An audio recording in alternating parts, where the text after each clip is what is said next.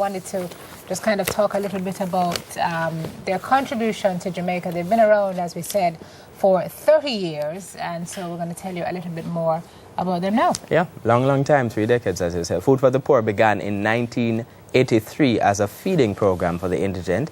Today, 30 days later, these are some of their achievements. Years, really. 30 years later. 30 days. Yeah, it would be like, like last month. Yeah. All right, here's some of what they've done, folks. Over the 30 years, they've built 33,862 housing units, 16 fishing villages with gifts of boats and fishing and safety equipment. 60,000 farmers have received farming equipment, seedlings, and training. And they're doing a big housing initiative now with the government as well. This is from last year, you mean? Yes. Correct. All right, there's also a prison release project. Hundreds of non-violent prisoners have been released and reunited with their families under the Food for the Poor Prison Relief Project. Thousands of tons of food have been distributed island-wide on a monthly basis, and they have an education program that's helped hundreds of students of all ages. Wow. Done some very noble work in 30 years. I remember reading an article yesterday in The Observer that was written by Jean Laurie Chief, she has her weekly article, and she was talking about some of the work that Food for the Poor has done and how the program actually started, kind of out of tragic circumstances. But again, we'll talk more to Mr. Andrew Mahfood about that a little later on. But we do say congratulations to them. I mean, 30 years is a long time, and to have grown from a small feeding program in Kingston to where you are now as the largest international relief organization in Jamaica is really great work. And so we say kudos to you on that. So Food for the Poor Jamaica is celebrating its 30th anniversary this month as the largest charity organization in Jamaica. Our guest is Andrew Mahfood, chairman of Food for the Poor. Good morning to you. Morning, welcome to Smile Jamaica, and congratulations. 30 years is nothing to snuff at, especially given the growth that you have had over those years. But it is a genesis of the organization that is a pretty compelling story. Can you tell us how it all started? Well, approximately 31 years ago, my uncle Ferdinand, he was a businessman and he was doing very well. He had a vision that he was here for a higher purpose. He did some tours downtown in Kingston with, I remember, Father Holong, and his life changed at that moment. He realized that he was here for something greater than being a businessman, and his calling. He actually was on a flight, thought he had had a vision that he turned into a reality, which today is Food for the Poor. He started off by going around to the private sector, getting some food items, sharing those food items with the poor, and that's how the name became Food for the Poor. But the organization has actually transformed into something much bigger than an organization that's just giving food. Yeah. Tell me about your grandmother. That's not a story that you all tell very often. I hadn't learned about it till yesterday. Why is that? Well, our grandmother was the matriarch of our family. She was a very powerful, determined woman. Unfortunately, my grandfather passed away in 1963, and she was very close with her 4 sons. She was also a very loving grandmother, and she did take some time to volunteer at Food for the Poor, and actually one day on her way to Food for the Poor, she was unfortunately held up at her home and she was shot. And she remained paraplegic for many years until she died in 2004. But it didn't stop her. It didn't stop her. And I remember her words clear that she forgave those that offended her.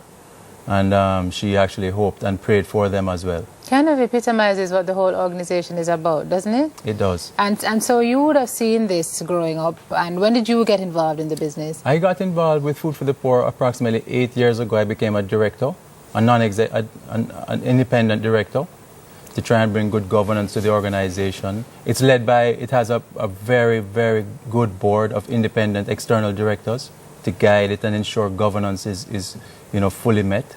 You've done so much in the last 30 years. How have you managed to do that? Tell me about your donors and how you've worked out the partnerships to be able to essentially change so many lives. Right. Well, It's a miraculous story. We have our donors right now primarily come from the United States and Canada.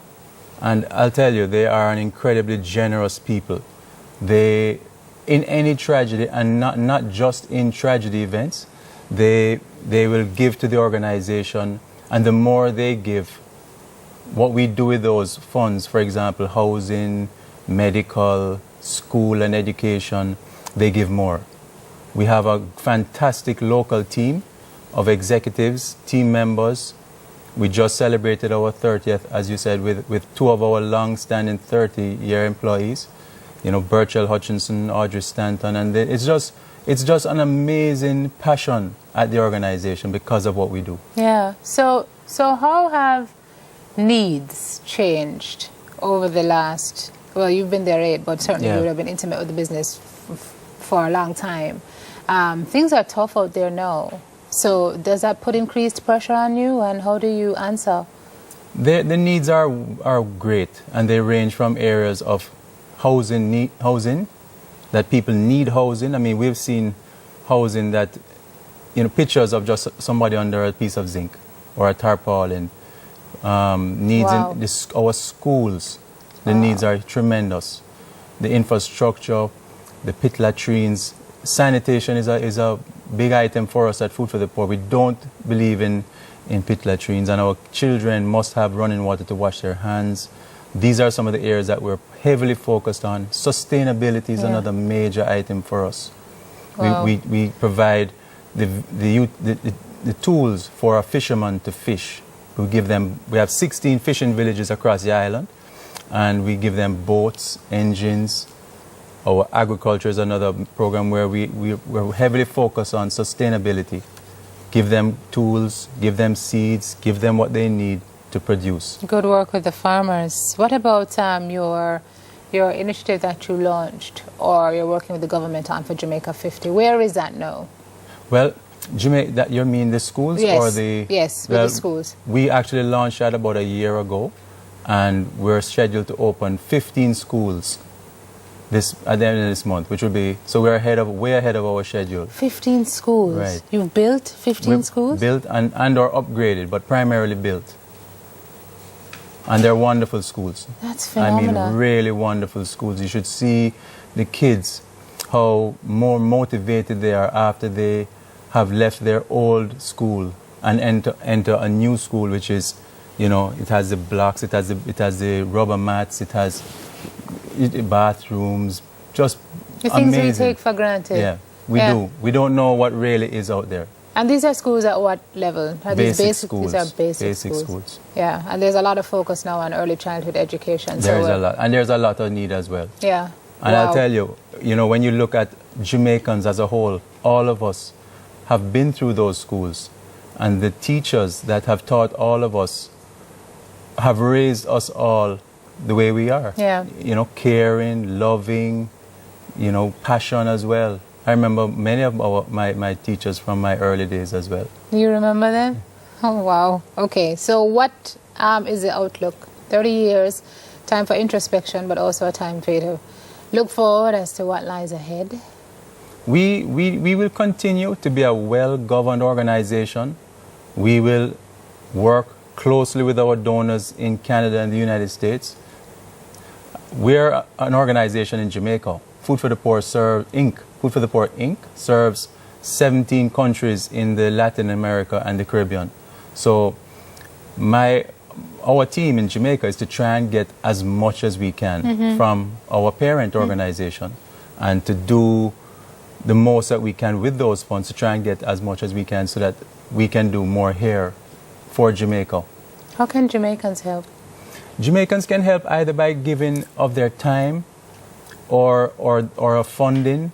You know, we will take donations from any private sector to build a school, to help farmers, to help fishermen, to help release prisoners that have committed very petty crimes that, you know, maybe didn't deserve to end up in prison. For example, you know, somebody that may have picked some fruit, but because he's hungry and he ends up in prison, you know, we'll help those prisoners. We'll get them back out of the prisons. We'll set them up with welding or or Teach them a skill. give them a skill. Yeah. Again, giving them a fish or a tool so that they can learn how to fish. 34,000 housing units, 60,000 farmers who have received equipment, a prison release project, thousands of tons of food. Let's not even talk about the food. We've brought in 19,200 trailers of food into Jamaica since we've started and distributed it. Yeah. And, you know, one of the things that has really even impressed all of us at Food for the Poor is what our homes have evolved. They used to be a one-bedroom home with no sanitation, no kitchen, nothing, just a one-bedroom home. But it was great at the time.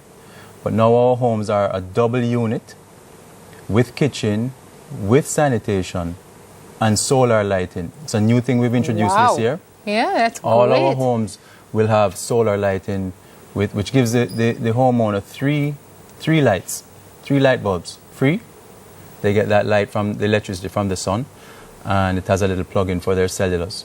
Fantastic. Well, I mean, I'm honored to have you sit on this couch. You've done a fantastic job. Food for the Poor is a very noble institution, and we wish you all the very best. And God bless you with the work that you've been able to do. Thank you very much, Yvonne. Yeah. And thanks for having us. Thank you for being here. Andrew Mahfood, Chairman of Food for